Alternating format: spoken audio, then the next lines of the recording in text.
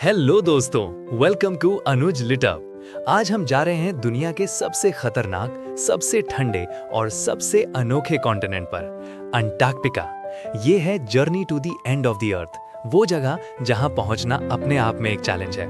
और सबसे मजेदार बात, ये चैप्टर हमें बताता है कि कैसे ये बर्फ का ये विशाल टुकड़ा हमारे भविष्य का आईना है। तो fasten your seat belt, India से लेकर अंटार्कटिका तक। चलिए शुरू करते हैं।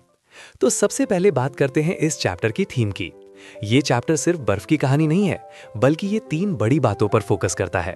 पहला, अंटार्कटिका का सफर, कल, आज और कल, यानी वो कैसे बना, अब कैसा है और आगे क्या होगा। दूसरा, क्लाइमेट चेंज, यानी वो बड़ा खतरा जिससे पूरी दुनिया जूझ रही है। और तीसरा, हमारी जिम्मेदारी, कि इंसान होने के नाते हमें इस धरती के लिए क्या करना चाहिए। ये चैप्टर सिर्फ जानकारी नहीं देता, ये हमें जगाने की कोशिश करता है। अब यात्रा शुरू होती है इंडिया से। लेखिका तिशानी डोशी एक एक्सपीडिशन का हिस्सा बनकर निकलती हैं। अंटार्कटिका को द लास्ट प्रिस्टाइन वाइल्डरनेस कहा जाता है, यानी दुनिया की आखिरी जंगली और अनछुई जगह। और ये जगह है एक्सट्रीम। यहाँ की ठंड, सूखापन और हवाएं सब रिकॉर्ड तोड़ हैं। और सबसे मजेदार बात, यहाँ कोई परमानेंट रेजिडेंट नहीं रहता। हाँ, कोई नहीं। पर फिर भी ये जगह हमें धरती के इतिहास की झलक दिखाती है।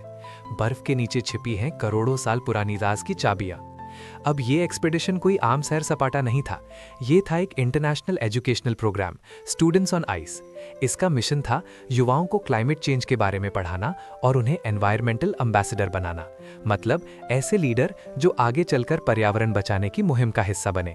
इस टीम में थे स्टूडेंट्स, साइंटिस्ट्स और एक्सप्लोरर्स। और सबसे अच्छी बात, अंटार्कटिका यहाँ एक लिविंग लैबोरेटरी बन गया, यानी किताबों में पढ़ाई नहीं, बल्कि बर्फ पर खड़े होकर सच में वहाँ हो रहे बदलावों को देखना और समझना।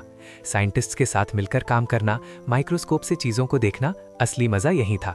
अब थोड़ा टाइम ट्रैवल करते हैं। क्या आप जानते हैं, अंटार्कटिका हमेशा से बर्फ का लद्दा नहीं था। चैप्टर कहता है अंटार्कटिका जाना मतलब समय में पीछे जाना जैसा है। करोड़ों साल पहले ये जगह गोंडवाना लैंड नाम के सुपर कॉन्टिनेंट का हिस्सा था।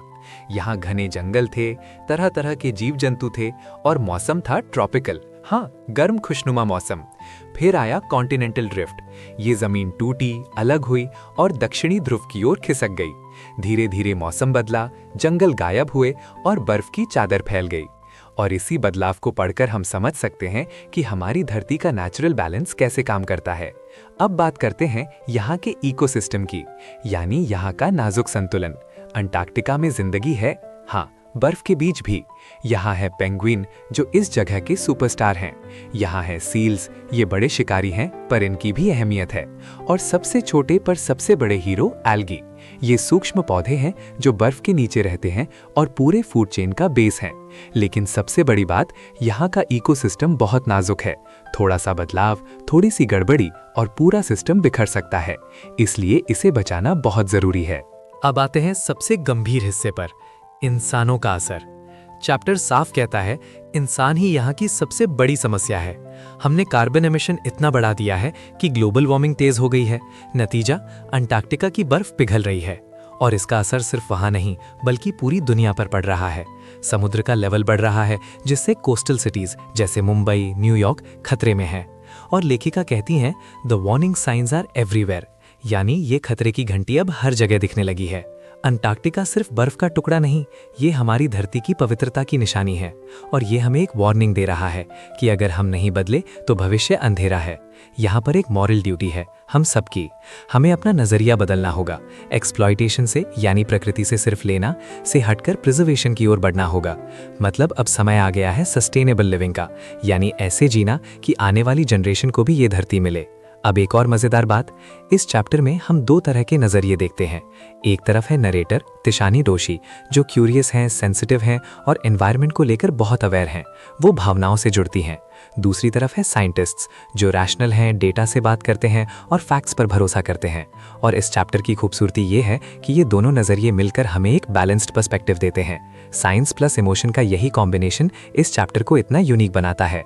तो दोस्तों, journey to the end of the earth सिर्फ एक यात्रा नहीं है, ये एक जागरूकता है। ये हमें बताता है कि हमारी छोटी छोटी आदतें भी इस बर्फीले महाद्वीप को पिघला सकती हैं। और अगर हमें अपना भविष्य बचाना है तो अभी से सोचना होगा, सिर्फ लेना नहीं बल्कि देना और संभालना भी सीखना होगा। अगर ये वीडियो पसंद आया हो तो लाइक, शेयर और अनुज लिटअप को सब्सक्राइब जरूर करें। जय हिंद और पर्यावरण का ख्याल रखिएगा।